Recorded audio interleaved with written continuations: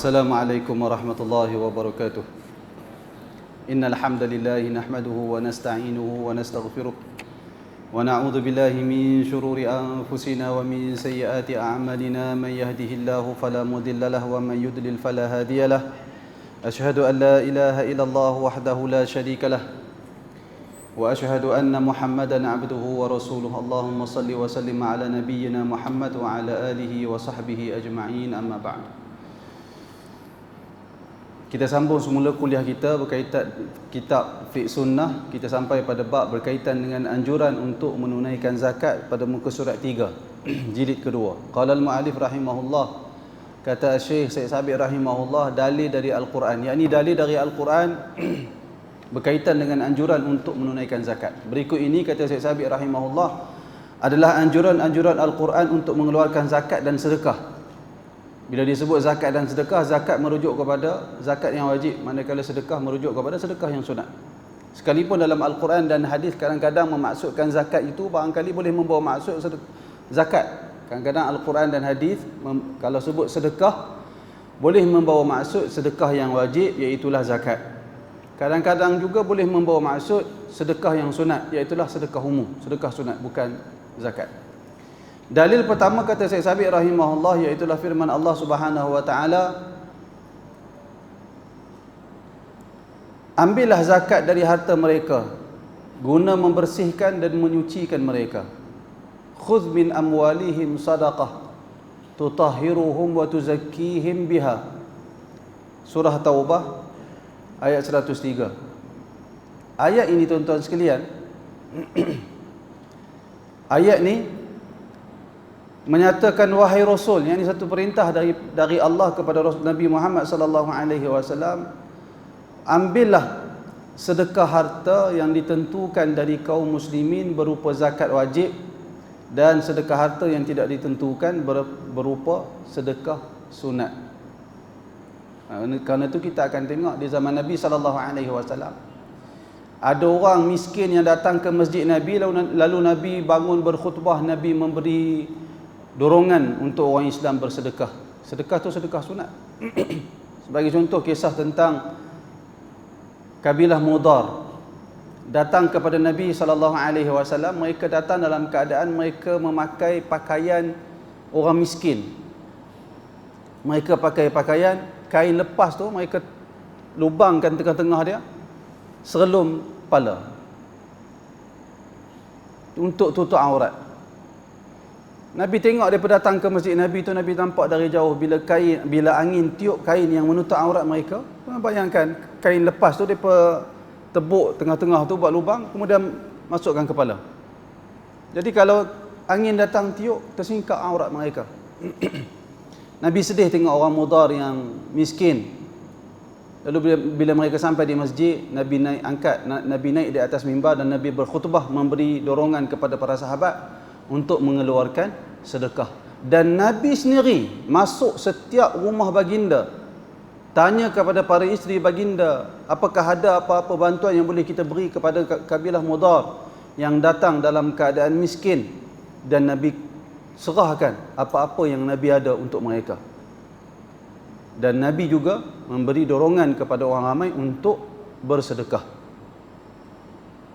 Itu sifat pendakwah. Dia ajak orang buat kebaikan, dia kena buat kebaikan. Bukan dia duduk bersila, dia suruh orang lain buat sedekah, dia tak payah buat apa. Dia beri dorongan kepada orang ramai, jangan simpan harta. Dia simpan harta berlambak-lambak. Dia sampaikan kuliah, dia beri buat satu potongan video. Dia kata kepada orang ramai, tuan-tuan sekalian, apalah maknanya harta 1 juta yang tuan-tuan simpan di dalam simpanan tuan-tuan, yang mana harta itu akhirnya akan diagih-agihkan sesama anak-anak tuan-tuan sekalian. Dia kata begitu. Seolah-olah dia tak faham ke? Orang yang membiarkan harta dia, ataupun orang yang ada bahagian harta disimpan untuk dibahagikan kepada anak-anak dia, itu termasuk di dalam amalan saleh. Bukankah di dalam hadis Nabi SAW yang Nabi sebut kepada Sa'ad ibn Abi Waqqas, yang sakit dalam peristiwa Fathu Mekah dan Sa'ad menganggap barangkali dia akan mati disebabkan sakit tersebut, tapi ternyata dia tak mati. Dia kata kepada Rasulullah, ya Rasulullah, pada ketika itu Sa'ad ada hanya seorang anak perempuan. Ketika tu Fathu Mekah, Sa'ad kata kepada Rasulullah, ya Rasulullah, aku ada harta yang banyak, bolehkah aku bersedekah untuk orang ramai, kepada orang ramai harta aku ini? Nabi kata, tidak wahai Sa'ad. Kemudian Sa'ad kata, kalau begitu wahai Rasulullah, aku sedekah setengah dari harta aku. Nabi kata, tak, sedekah tak boleh, tak, aku wasiat setengah dari harta aku. Nabi kata, tak, banyak sangat tu wahai Sa'ad, banyak sedekah setengah harta. Nabi kata, jangan, banyak sangat tu. Kemudian kata Sa'ad, as-sulus ya Rasulullah, kalau begitu aku tinggalkan wasiat 1/3 untuk diberi kepada orang lain, kepada orang susah. Nabi kata, as-sulus, kalau begitu 1/3 boleh. Kemudian Nabi kata, was-sulusu katsir, itu pun banyak juga. Kemudian Nabi SAW sebut kepada Sa'ad, wahai Sa'ad, sesungguhnya kamu meninggalkan keluarga kamu, anak isteri kamu setelah kamu meninggal dunia dalam keadaan mereka serba cukup, lebih baik berbanding kamu meninggalkan mereka meminta-minta pada orang ramai. Mana tinggalkan ahli keluarga setelah kita meninggal dalam keadaan kita ada harta, kita tinggalkan untuk mereka, lebih baik mereka memiliki harta kita daripada kita duk sedekah habis harta kita kepada orang lain yang bukan rekan dengan ahli keluarga. Jadi salah kefahaman sebahagian orang yang beranggapan mana-mana ketua keluarga yang menyimpan harta dia dengan syarat dia buat kewajipan, zakat dia mesti melaksanakan, sedekah sunat, biarkan harta kita kepada ahli keluarga, lebih besar pahalanya berbanding orang lain kalau ahli keluarga kita amat-amat memerlukan harta tersebut. Kalau keluarga kita pun semua berada, tak ada keperluan untuk tambahan harta lagi, maka sudah tentulah membantu orang yang lebih susah lebih besar pahalanya berbanding membantu ahli keluarga yang tidak memerlukan bantuan.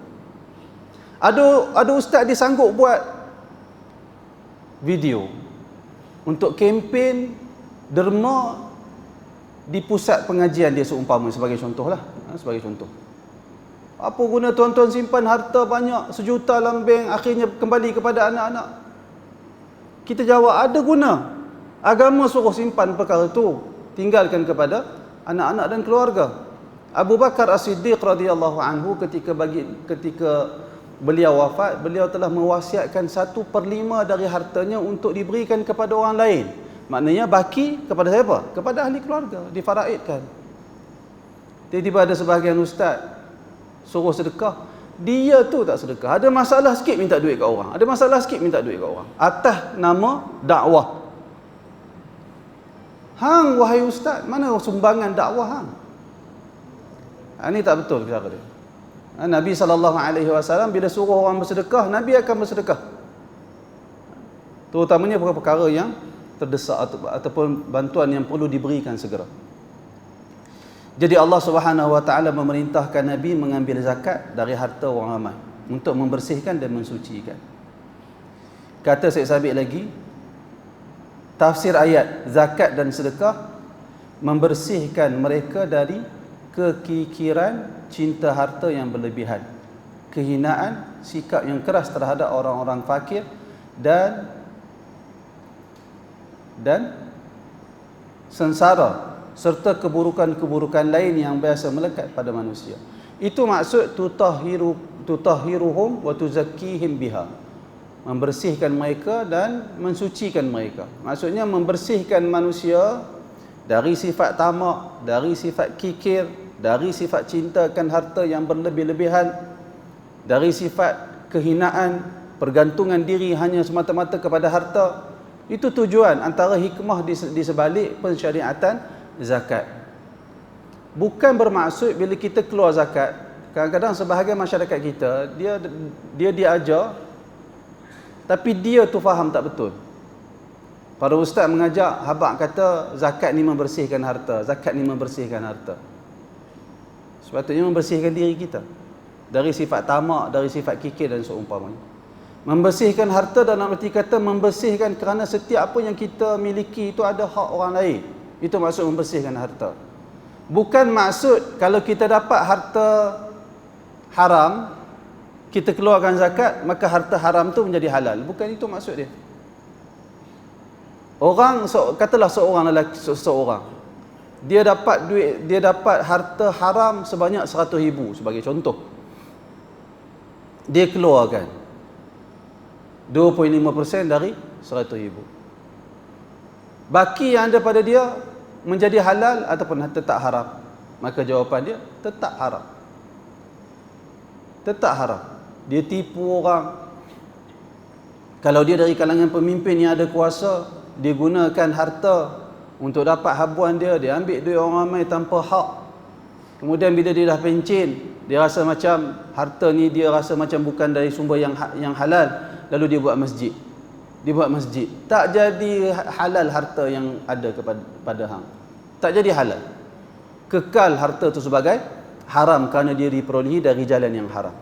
Zakat membersihkan harta dalam erti kata, harta kita tu memang ada hak orang miskin. Siapa yang tetapkan harta kita tu ada hak orang miskin? Allah Subhanahu Wa Taala, pemilik segala harta, telah menetapkan harta yang kamu miliki dari usaha kamu itu, Allah Taala yang tetapkan ada hak untuk orang miskin.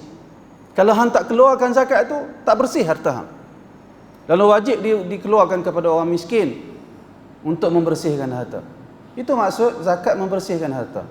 Demikian juga zakat membersihkan sifat-sifat buruk dan keji yang ada pada diri seseorang. Maka itu antara dalil, rangsangan ataupun anjuran untuk menunaikan zakat dari Al-Quran. Manakala dalil daripada hadis, dalil kedua dari Al-Quran, iaitulah surah Az-Zariyat ayat 15 hingga 19 yang bermaksud sesungguhnya Allah Ta'ala berfirman, sesungguhnya orang-orang yang bertakwa.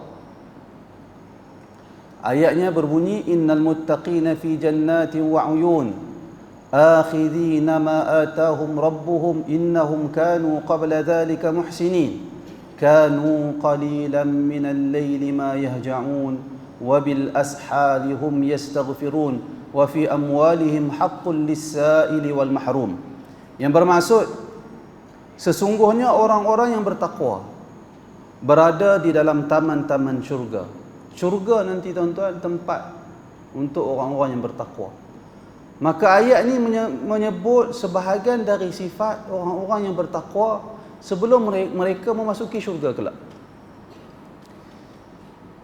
Di dalam syurga yang akan diduduki oleh orang-orang yang bertakwa itu, di dalamnya ada mata air.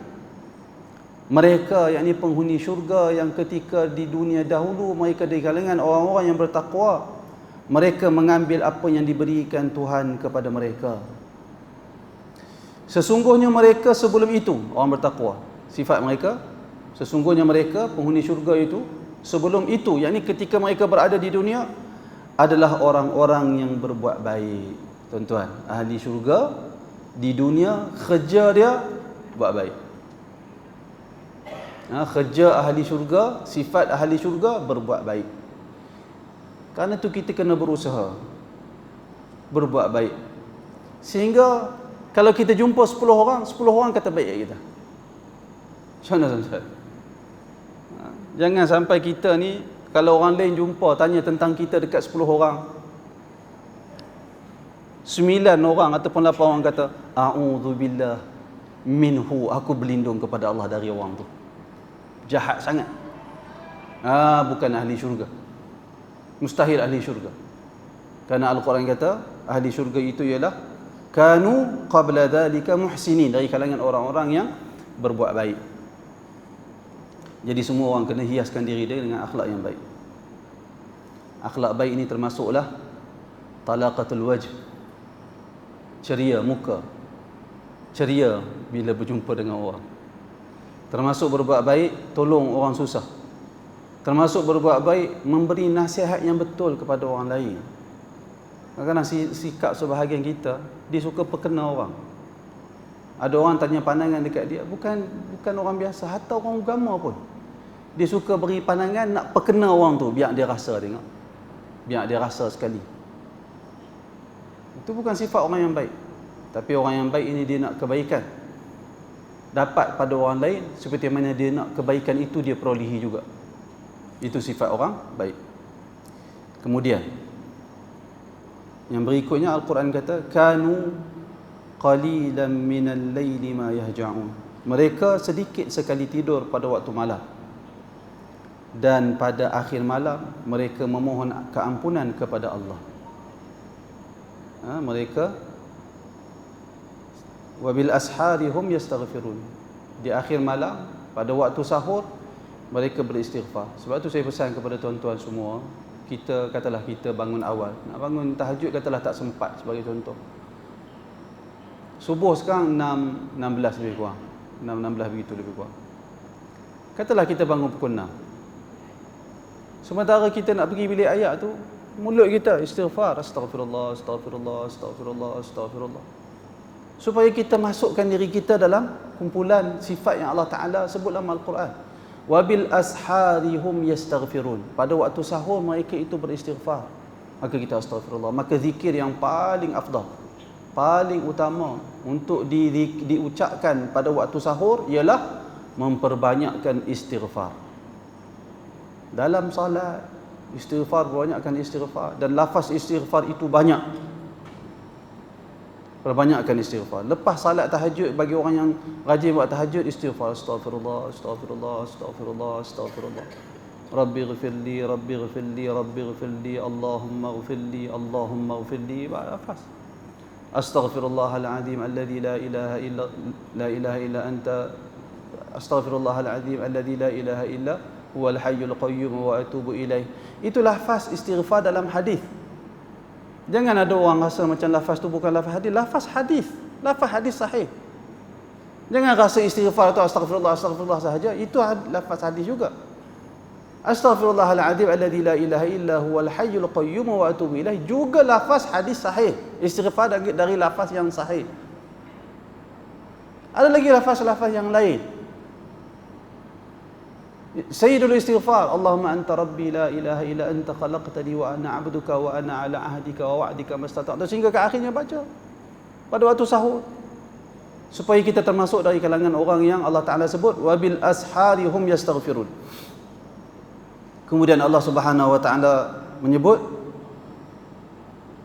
wa fi amwalihim haqqul lis-sa'ili wal mahrum. Dan pada harta benda mereka ada hak untuk orang miskin yang meminta dan orang miskin yang tidak meminta. Ada habuan yang diberi kepada orang lain. Kerana itu termasuk juga perkara yang perlu kita rancang dalam hidup kita. Dalam setiap kali kita kerja gaji akhir bulan, kena ada sikit bahagian kita yang kita mampu untuk beri kepada orang susah. Sekarang ni tuan-tuan, orang Islam Palestin kena ditimpa ujian yang dahsyat. Lalu kita mesti ada setiap bulan kena beri pada mereka ikut kemampuan kita. Jangan sampai tak beri. Ada orang kata, ustaz nak bagi dekat siapa? JAKIM dah buat satu tabung apa? Saya ingat tabung wakaf Malaysia ke apa? Saya tak ingat. Musaadah, tabung musaadah. Hari itu Jabatan Mufti sebarkan akaun tu. Beri, salurkan bantuan kita kepada umat Islam Palestin.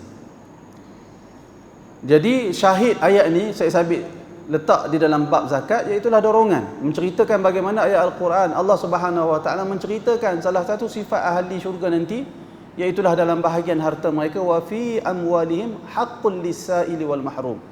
Dalam harta mereka itu ada bahagian yang mereka berikan kepada orang-orang miskin, orang-orang yang memerlukan, sama ada orang tu meminta ataupun orang tak minta. Kita kena beri. Di dalam ayat tersebut, kata Syekh Sabit, Allah Ta'ala telah menjelaskan bahawa sifat orang yang bertakwa adalah berbuat kebajikan. Sifat orang bertakwa adalah berbuat kebajikan. Tuan-tuan, saya sebut pada diri saya dan tuan-tuan semua, orang mengaji ni kena ini. Orang mengaji ni kena ada sikap berbuat kebajikan. Dia ada dalam kepala dia, aku nak berbuat baik, aku nak membuat sesuatu perkara yang boleh memberi manfaat kepada orang ramai. Aku tak nak berkelahi dengan orang, aku tak nak bergaduh dengan orang, aku juga tidak mahu menjadi sebab kepada pergaduhan. Itu sifat orang Muslim, sifat ahli syurga. Barangkali satu perkara yang baik untuk saya kongsikan dengan tuan-tuan, iaitulah ungkapan yang menyebut ilmu syariah adalah sebahagian daripada wahyu. Ilmu agama yang kita belajar ni, tuan-tuan belajar tajwid pagi tadi, Tuan-tuan belajar tafsir Al-Quran saat-saat tadi dengan Ustaz Qarni. Belajar pula fiqh dengan saya pada sekarang ni. Ini semua adalah ilmu syariah. Ilmu syariah ini adalah sebahagian dari ilmu wahyu. Ustaz Najdi ajak Quran di awal tadi. Mai dari mana? Dari kepala dia? Tak. Dari wahyu. Nabi, antara tugas Nabi ialah wa yu'allimukumul kitaba wal hikmah. Antara tugas Nabi adalah mengajarkan Alkitab. Termasuk di dalam mengajar Alkitab ialah mengajar sebutan Al-Quran. Memastikan bacaan Al-Quran yang betul kepada umat. Sebab tu ada qiraat 8, ada qiraat 10. Untuk pastikan qiraat bacaan-bacaan yang telah disahkan oleh Rasulullah. Dari wahyu, ilmu wahyu. Al-Quran, tafsir Al-Quran yang Ustaz Qarni ajak tadi. Dari mana sumber dia? Dari wahyu. Fiqh sunnah yang kita belajar hari ini. Dari akal dan keinginan saya? Tak. Dari panduan para ulama membawa kita kepada Al-Quran dan sunnah. Semua itu adalah dari wahyu. Maka jika itu sifat ilmu syariah, maka dia mesti menjadi sebab kepada terjalinnya rahmah dan keakraban. Mesti orang yang mengaji agama ni mesti dia bersifat rahmah dan menjalinkan keakraban sesama manusia. Bagaimana ada orang mengaji agama muka dengan orang macam nak telan orang.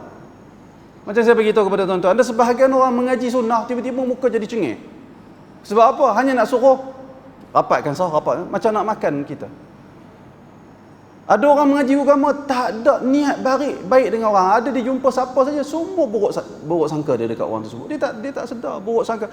Inna ba'dadh-dhanni ithmun. Sesungguhnya sebahagian daripada prasangka itu adalah dosa. Terutamanya zon, dia bukan prasangka. Zon ni dia letak dia taklah sampai kepada keyakinan. Tapi dia nampak orang, dia letak dah. Orang ni mesti jahat. Dia tak kenal orang tu lagi. Dia nampak terus dia kata, orang ni mesti jahat. Zon itu dosa. Maka orang yang mengaji agama, orang yang membawa agama mesti hiasi diri dia dengan sifat rahmah, yakni belas, kasih sayang sama orang ramai, dan keakraban. Maka orang-orang yang mengaji agama perlu ada hubungan yang akrab. Saya selalulah kempen di masjid. Orang masjid sepatutnya akrab. Kalau ada orang masjid, kita tak nafikan. Ada orang kita tak bermusuh dengan dia, dia pun tak bermusuh dengan kita. Tapi kita dengan dia tu tak berapa nak serasi.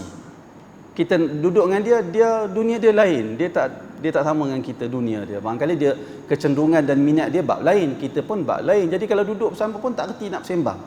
Dia tak masuk. Tapi tak bermusuh. Itu tak ada masalah. Itu tak ada masalah. Tapi kalau ada orang mari masjid, tiba-tiba dia dah cok, ni bukan kawan aku. Ni orang aku. Ini kawan aku. Ni teruk, orang ni tak elok, orang ni jahat, orang ni tak baik. Yang baiknya geruk aku. Ni bukan orang masjid. Ni bukan orang masjid. Mereka ni zahirnya orang masjid, tetapi hati mereka orang tepi jalan. Hati mereka adalah orang tepi jalan, yang tak ada nilai kebaikan dalam diri mereka. Mudah-mudahan Allah Ta'ala ubah mereka. Mudah-mudahan mereka segera nak berubah. Orang macam ni, golongan macam ni kalau ada dalam masjid, masalah. Apa sahaja pentadbiran masjid buat, ada saja dia tak setuju. Ada saja, ini tak kena, itu tak kena. Yang ni tak kena, hak tu tak kena, hak ni dia ada saja pandangan dia. Sebab apa? Kerana dia datang masjid tapi orang dia orang jalanan, yang tak ada nilai kebaikan dalam jiwa dia. Kerana itu orang masjid kena pastikan dia memiliki sifat rahmah dan keakraban. Eratkan hubungan sesama kita.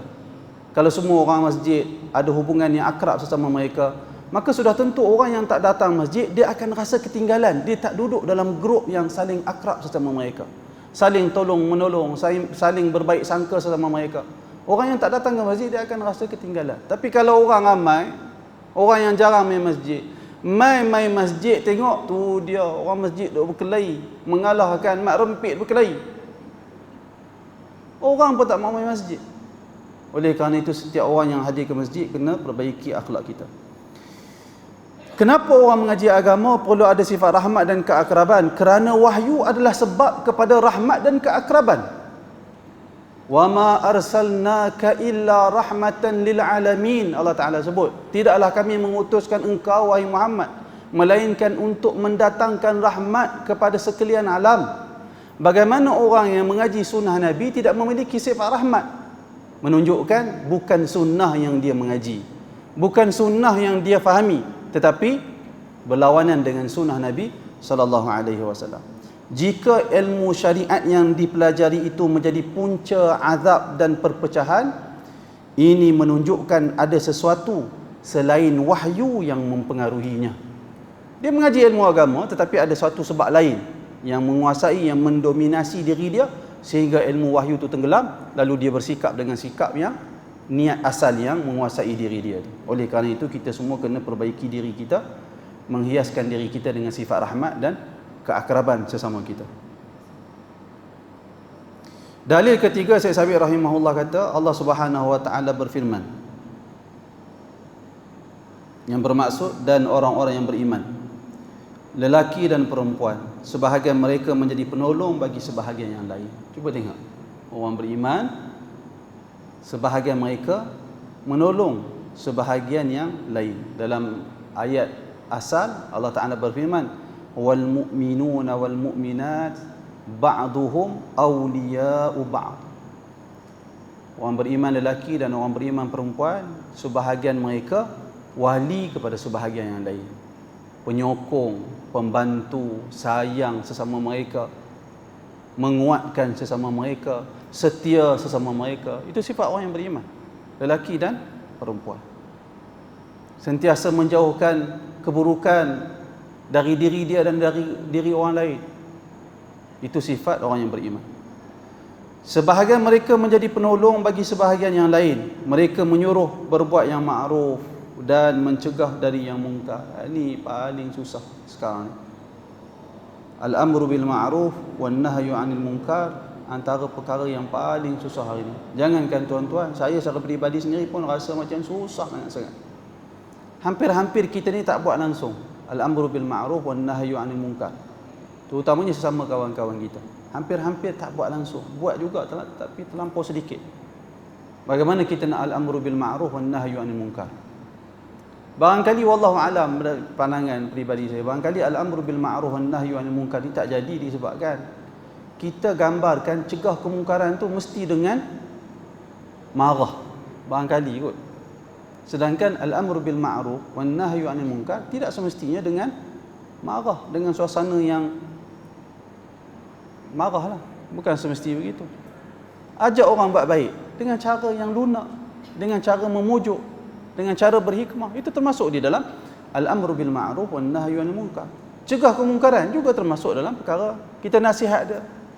Dia kata hang buat tak payahlah buat benda ni.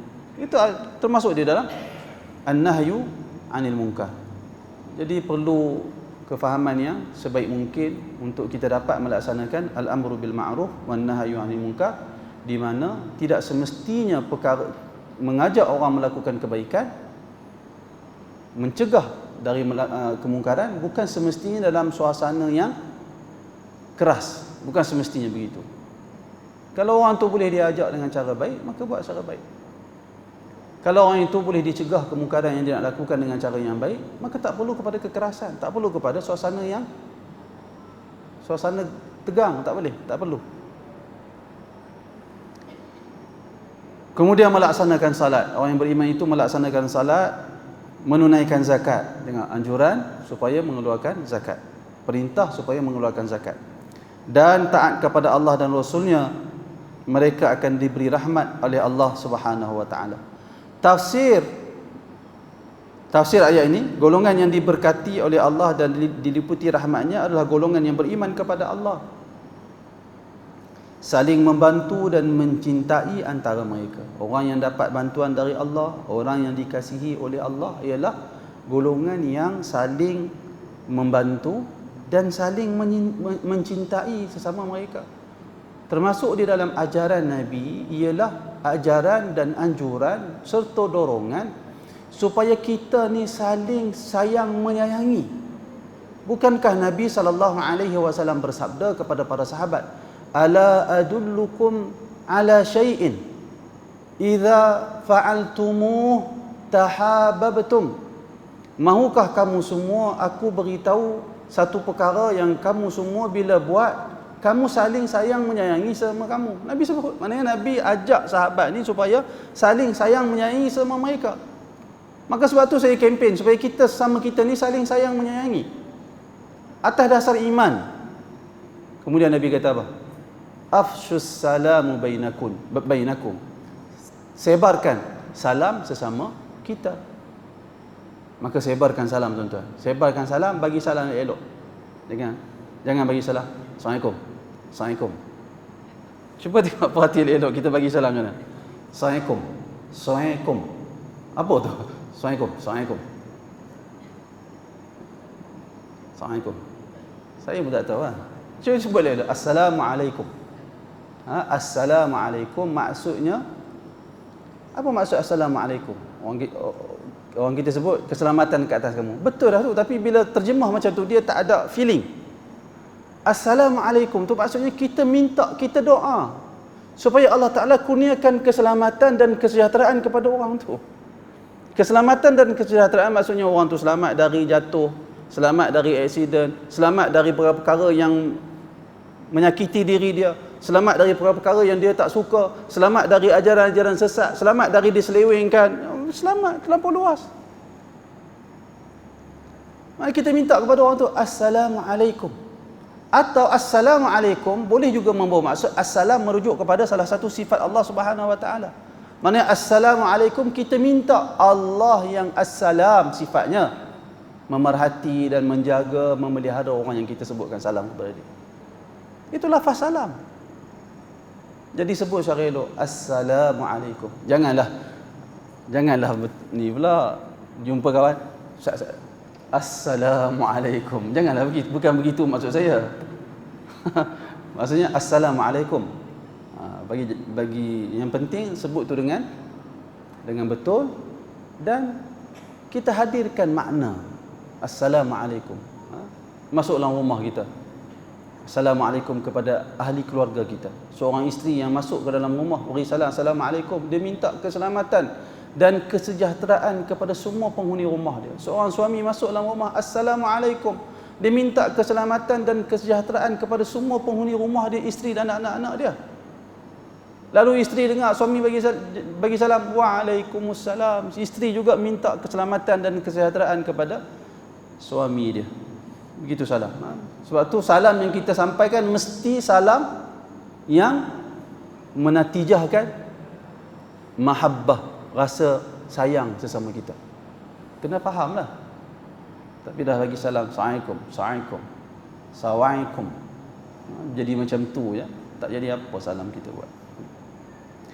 Jadi Allah membantu kepada orang yang beriman, memerintahkan untuk berbuat makruf. Allah Ta'ala perintahkan kita buat kebaikan, tuan-tuan sekalian. Jadi mengaji agama jangan keling orang. Kena ubah niat. Mengaji agama dulu satu ketika orang mengaji agama ni, saya tak tahu orang lain, saya lah. Saya dulu di awal-awal mengaji agama tu nak teringin benda-benda lebih, benda-benda kelebihan. Contoh kebal, mulut masin, kalau cakap je jadi. Dia ada keinginan ke arah itu. Ada keinginan, taklah kuat sangat, tapi bukanlah itu utama, tapi ada keinginan ke arah tu. Hari ini dulu ada juga mengaji nak keling orang. Ngaji ni supaya kita boleh patahkan hujah orang. Ada juga. Jadi kita buang. Benda-benda ni semua bukan tujuan utama ataupun bukan tujuan untuk kita datang mengaji. Tapi kita datang mengaji ni untuk berbuat kebaikan untuk diri kita dan kepada orang lain.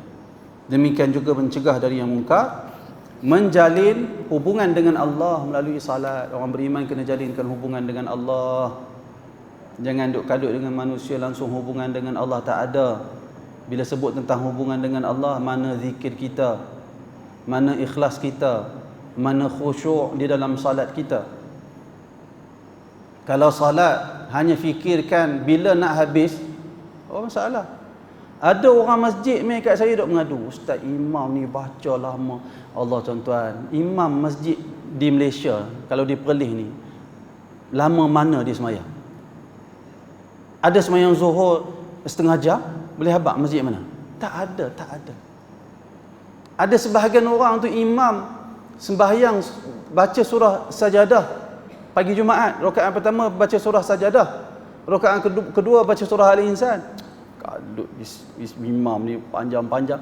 Panjang apa surah sajadah dengan Al-Insan? Tak ada panjang sajadah dengan Al-Insan. Sunnah Nabi SAW. Baca pada pagi Jumaat.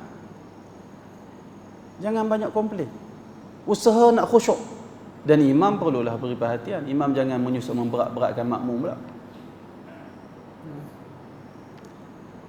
Kena fikirkan hubungan kita dengan Allah.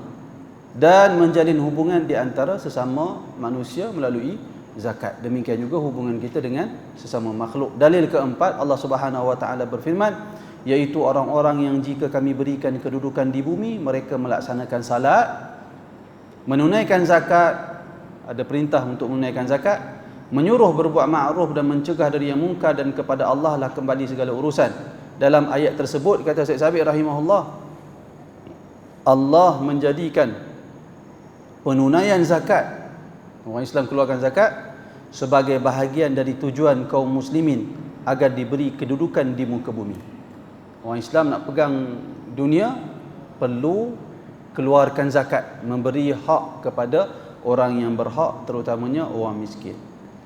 Bab yang kedua iaitulah anjuran dari sunnah Nabi Muhammad sallallahu alaihi wasallam. Wallahu taala alam. Saya ingat sekadar itu saja, kita tangguh kuliah minggu hadapan.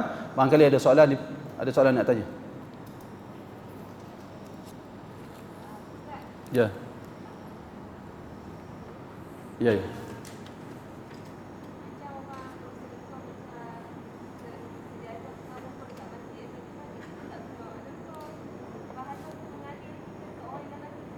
Dapat. Seorang yang sedekah pahala,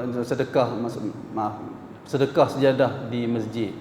Sejadah dia tak digunakan. Sejadah orang lain yang orang guna. Dia dapat pahala, dia dapat pahala atas sedekah yang dia berikan. Banyak mana ustaz? Allah Subhanahu wa taala tidak pernah mensia-siakan apa-apa amalan. Sekecil mana pun, jangan risau. Orang yang seperti itu dia takkan dizalimi di sisi Allah. Allah Taala ni tuan-tuan, Tuhan yang kekayaannya di luar kemampuan akal kita untuk faham. Kita tak apalah, tuan-tuan jatuh seduit, tuan-tuan ambil. Jarang lah kita ambil kan. Duit shilling, satu duit tu, satu sen tu, tak ambil. Pasal apa? Tak ada nilai. Tapi kalau nak bagi 100, berat. Nak bagi 50, terketak tangan tu. Padahal 50 yang kita beri bantu kepada orang tu, tuan-tuan, kita jadi miskin dengan kita keluarkan RM50 sebulan bagi kat orang. Tak jadi miskin, confirm tak jadi miskin. Tapi nak beri tu bukan main ketak. Sebab 50 tu pada kita ada nilai. Allah Subhanahu wa taala tak ada nilai semua tu. Allah Taala ini tabarak. Kebaikan yang sentiasa subur, tak ada batasan. Akal manusia tak tahu kekayaan Allah Taala ni. Tak boleh nak capai, tidak berlimit. Jadi Allah Taala nak beri pahala kepada orang, tak ada apa. Sebab tu saya, tuan-tuan, kadang-kadang sebahagian orang ni pergi ke isu lain sikit, isu tanda-tanda hari kiamat.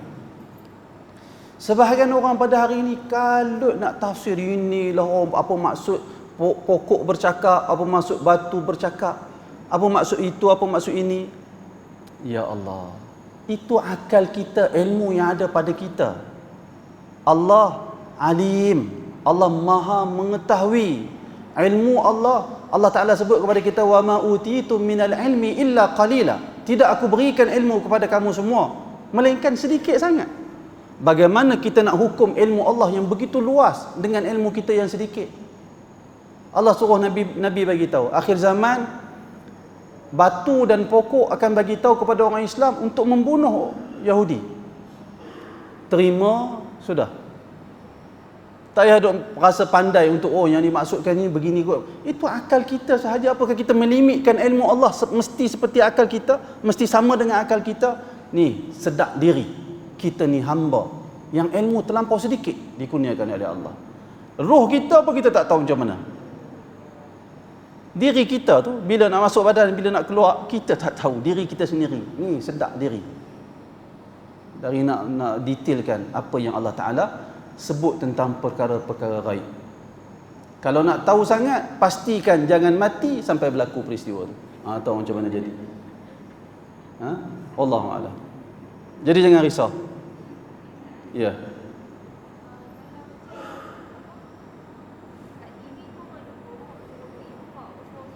Ya.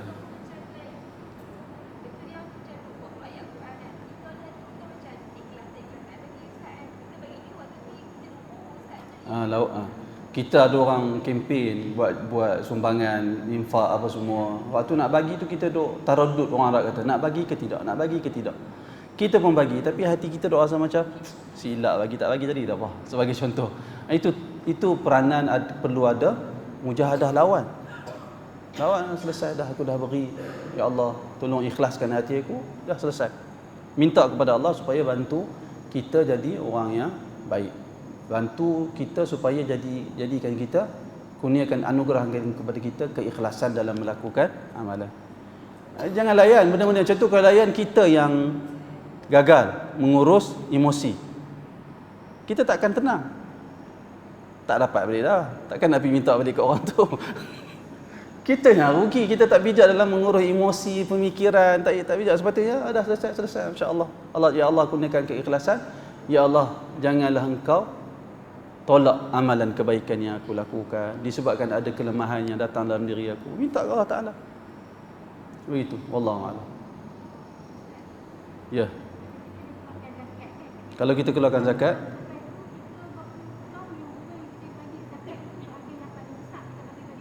macam mana sekali lagi? Kalau kita keluar zakat, ya.